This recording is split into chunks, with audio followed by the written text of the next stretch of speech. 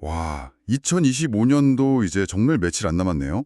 시간이 정말 빠른 것 같아요. 그렇죠. 모두가 이제 2026년을 준비하는 지금 한 발 앞서서 시장의 큰 그림을 그려보고 싶으시죠? 오늘 저희는 당신이 보내주신 자료, 바로 펀드 스트레스의 톱니가 내놓은 2026년 예측에 대해 좀 깊이 있게 파고들어 보려고 합니다. 저희 앞에는 그의 최근 인터뷰 녹취록에서 발췌한 내용들이 놓여 있는데요. 네, 오늘 저희 목표는 단순히 그의 예측을 나열하는 게 아니에요. 암호화폐, 또 특정 주식, 그리고 거시경제까지. 어찌 보면 전혀 다른 이 세 가지 그림들을 월스트리트의 구조적 변화, 그리고 미국 연준의 정책, 이 두 개의 큰 축으로 꿰뚫어보는, 뭐랄까, 톱니의 투자 세계관 자체를 이해하는 거라고 할 수 있겠네요. 맞습니다. 그의 자신감은 도대체 어디서 오는지 그 논리의 흐름을 한번 같이 따라가 보시죠. 네. 특히 2025년 하반기 내내 암호화폐 시장 분위기가 썩 좋지 않았는데도 왜 그는 그렇게 강력한 낙관론을 유지하는지, 그리고 그가 제시한 탑5랑 바텀5 주식 목록 있잖아요. 네네. 여기에 담긴 진짜 의미가 뭔지 파헤쳐보는 게 아주 중요합니다. 예측 자체보다 그 배경에 깔린 논리를 이해하는 게 핵심이니까요. 좋습니다. 그럼 바로 그 지점부터 시작해보죠. 암호화폐 이야기인데요. 자료를 보니까 2025년 10월 10일 이날을 기점으로 암호화폐가 금이나 다른 위험자산하고는 완전히 다른 길을 걷기 시작했다 이렇게 나와요. 네. 그 현상 때문에 많은 투자자들이 좀 혼란스러워했죠? 같이 오르다가 갑자기 암호화폐만 뚝 떨어진 게잖아요. 맞아요. 연초부터는 흐름이 좋다가 10월부터 갑자기 그 동조화가 깨지고 암호화폐만 소외되는 모습이었으니까요. 톱니는 이 현상을 두고 기술적인 용어로 청산 이벤트라고 분석을 해요. 아, 청산 이벤트요. 그거 2022년 FTX 사태 때 들었던 용어 같은데요. 네, 정확합니다. 그러니까 어떤 근본적인 가치가 훼손됐다기보다는 시장의 특정 참여자가 어쩔 수 없이 대규모 매도를 하면서 생긴 일시적인 충격이다. 뭐 이런 의미로 해석하면 될까요? 정확해요. 바로 그겁니다.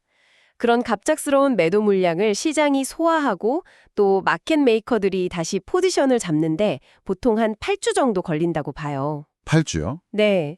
그리고 톱니는 바로 지금이 그 8주가 지나서 시장이 안정을 되찾고 다시 방향성을 모색하는 시점이다. 이렇게 진단하는 거고요. 아, 단기적인 수급 문제일 뿐이지 큰 그림은 변하지 않았다는 거죠. 하지만 청산 이벤트라는 분석만으로는 그의 엄청난 낙관론을 다 설명하기는 좀 어려워 보여요. 그렇죠. 자료에서 그는 향후 5년에서 10년을 내다보면서 슈퍼사이클이라는 단어까지 썼어요. 이건 정말 강한 표현이잖아요. 정말 강한 표현이죠. 보통 이런 단어는 좀 과장된 기대감을 나타낼 때 쓰이기도 하는데 톱니가 이런 확신을 보이는 건 단순히 가격 회복 전망 때문이 아니라 시장의 패러다임 자체가 바뀐다고 보기 때문이겠죠. 바로 그게 핵심입니다. 그의 낙관론은 그냥 막연한 기대감이 아니에요. 아주 구체적인 근거에 기반하고 있거든요. 어떤 근거죠? 바로 월스트리트의 모든 것의 토큰화라는 거대한 움직임이죠. 자료에서도 로빈 후드의 블라드 테네브나 블랙록의 레리 핑크 같은 금융계 거물들의 이름을 직접 언급하잖아요. 모든 것의 토큰화라 말 그대로 주식, 채권, 부동산 같은 모든 실물 자산을 블록체인 위에 토큰으로 만들어서 거래한다 이런 개념이죠. 맞아요. 근데 이게 왜 중요하냐면 월스트리트 입장에서는 거래나 청산, 결제 과정을 획기적으로 단축시켜서 엄청난 효율성을 가져다 줄 수 있어요. 그런데 이 거대한 인프라 전환의 기술적 기반이 바로 이더리움 같은 스마트 계약 플랫폼이 될 거라는 게 톱니의 분석인 거예요. 즉, 암호화폐를 더 이상 무슨 투기 재산으로만 보는 게 아니라 미래의 금융 시스템의 핵심 인프라로 보고 있는 거죠. 여기서부터 슈퍼사이클이라는 단어가 나오는 겁니다. 이제야 좀 연결이 되네요. 단순한 가격 예측이 아니라 월스트리트의 근본적인 변화 자체에 베팅을 하고 있는 거군요. 그렇죠. 그렇다면 이런 관점에서 볼 때 구체적인 가격 예측은 어떻게 나오나요? 이더리움부터 좀 들여다볼까요? 그는 이더리움을 이 토크나 메가트렌드의 최대 수혜주로 보고 있어요. 현재 약 3,000달러 수준인데 2026년 초에는 7,000달러에서 9,000달러까지는 어렵지 않게 도달할 수 있다고 봐요. 와, 단기적으로도 2배 이상이네요. 네. 더 나아가서 장기적으로는 비자나 마스터카드 같은 기존 결제 시스템하고 경쟁하면서 2만 달러 수준까지도 가능하다고 예측합니다. 2만 달러요. 정말 대담한 예측이네요. 물론 그가 말한 구조적 변화가 현실화된다면 불가능한 수치는 아닐 수도 있겠고요. 네. 반면에 비트코인은 최근 왜 이렇게 부진했을까요? 이더리움하고는 좀 다른 시각으로 보는 것 같아요. 자료에서 금에 대한 부러움을 겪고 있다 이 표현이 아주 재밌던데요. 하하, 말 그대로 금을 질투하고 있다는 거죠. 질투요. 네. 최근에 금이 인플레이션 헤지 수단으로 주목받으면서 총 자산 가치가 30조 달러를 넘어서는 등 엄청난 성과를 보였거든요. 네. 근데 비트코인도 디지털 금이라는 별명이 있는데 원조인 금이 너무 잘 나가니까 상대적으로 소외감을 느끼고 자금도 그쪽으로 쏠리는 현상이 나타났다. 이런 분석이에요. 아하. 앞서 말한 청산 이벤트랑 맞물려서 비트코인의 단기적인 부진을 설명하는 또 다른 이유인 셈이죠. 그렇다면 이건 비트코인의 본질적인 가치가 훼손되었다기보다는 일시적인 심리적 요인이라는 거군요. 그렇죠. 톱니는 비트코인의 본질, 즉 총 공급량이 2,100만 개로 제한된 그 수학적으로 증명된 희소성, 이건 전혀 변하지 않았다고 강조해요. 오히려 디지털 시대의 진정한 가치 저장 수단으로서의 지위는 더 공고해질 거라고 보고요.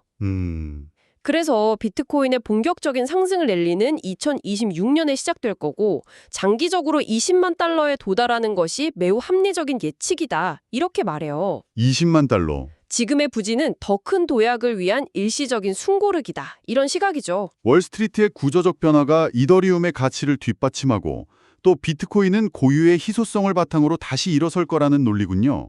흥미로운 건 그가 토큰화를 주도할 플레이어 중 하나로 골드만삭스 같은 전통 금융사를 꼽았다는 점인데 마침 그의 추천 주식 목록에도 골드만삭스가 포함되어 있네요. 네. 이 주식 목록을 보면 그의 생각을 더 깊게 들여다볼 수 있겠어요. 네, 자연스럽게 주식 이야기로 연결이 되네요. 그가 마치 산타클로스처럼 착한 아이 리스트라고 부르는 탑5 주식 목록을 보면 2020년 시장을 어떻게 보고 있는지 힌트를 얻을 수 있어요.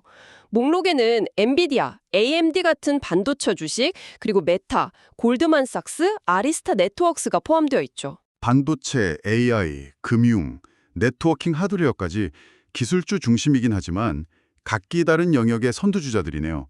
그런데 여기서 정말 궁금한 건 반대편 목록, 즉 바텀 5 목록이에요. 여기에는 크라우드 스트라이크, 코스트코, 팔로알토 네트워크스, 그리고 테슬라 같은 쟁쟁한 이름들이 올라와 있단 말이죠. 그렇죠. 이걸 나쁜 아이 리스트라고 생각하고 당장 팔아야 한다고 오해하기 쉬울 것 같아요. 아, 그 지점을 정말 명확히 해야 합니다. 자료에서도 여러 번 강조하는데 이 바텀 5 목록은 매도 의견이 절대 아니에요. 절대 아니다. 네. 톰 리나 그의 팀 기술 분석가인 마크 뉴튼은 이 주식들을 시기적으로 덜 매력적이라고 표현해요. 시기적으로 덜 매력적이다. 기업의 펀더멘털에 문제가 있다는 뜻이 아니라 단기적으로 주가가 너무 많이 올랐거나 해서 지금 당장 투자하기에는 최적의 타이밍이 아니라는 그런 뉘앙스죠. 잠깐만요. 시기적으로 덜 매력적이라는 말이 투자자 입장에서는 좀 모호하게 들릴 수 있겠는데요. 특히 테슬라가 이 목록에 있다는 게 많은 분들한테는 충격일 수 있어요. 그렇죠. 톰리 스스로도 테슬라의 장기 팬으로 알려져 있잖아요. 맞아요. 그래서 인터뷰에서도 그 질문이 바로 나왔죠. 톰리의 대답이 아주 인상적인데 펀데스트렛은 2019년부터 테슬라를 보유해왔고 앞으로도 절대 팔지 않을 거라고 단언해요. 절대요? 네.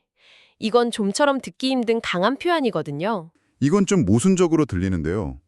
절대 팔지 않을 주식이라고 하면서 동시에 지금은 덜 매력적이라고 하는 건 투자자 입장에서 혼란스러울 수밖에 없어요.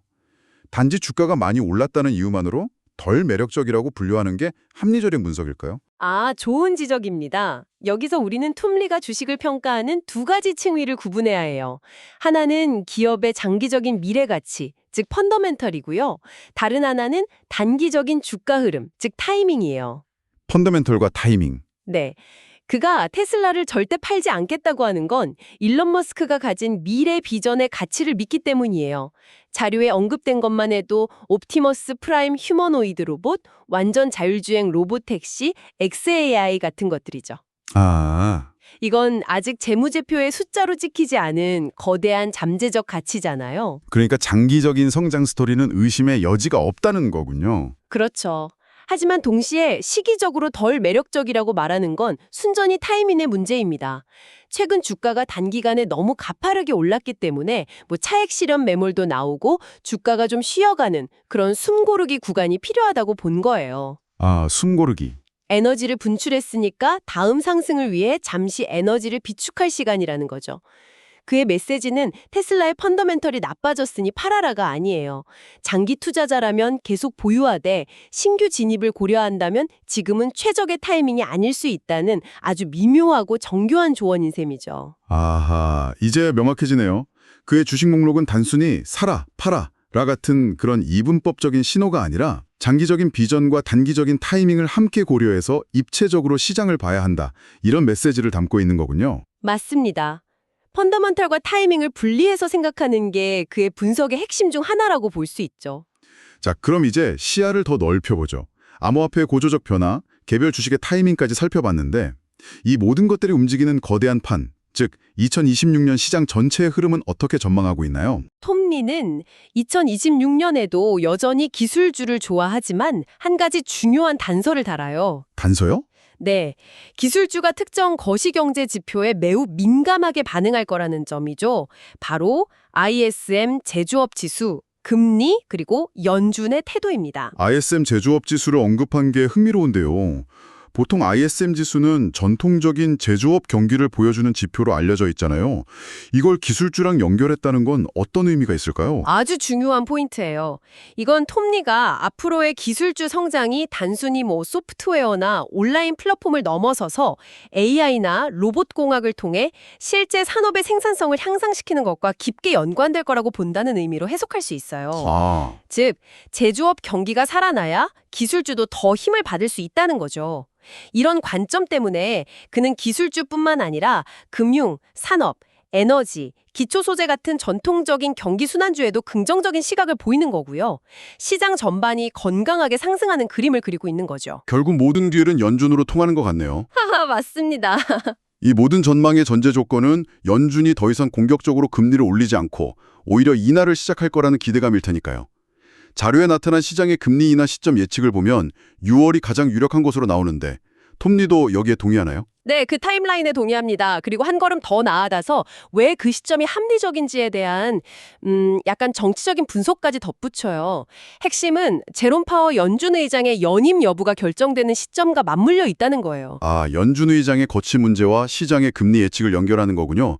정치적인 변수까지 고려하는 거네요. 그렇죠. 2026년 하반기가 되면 시장은 차기 연준 리더십에 대한 기대를 본격적으로 가격에 반영하기 시작할 거라는 분석이에요.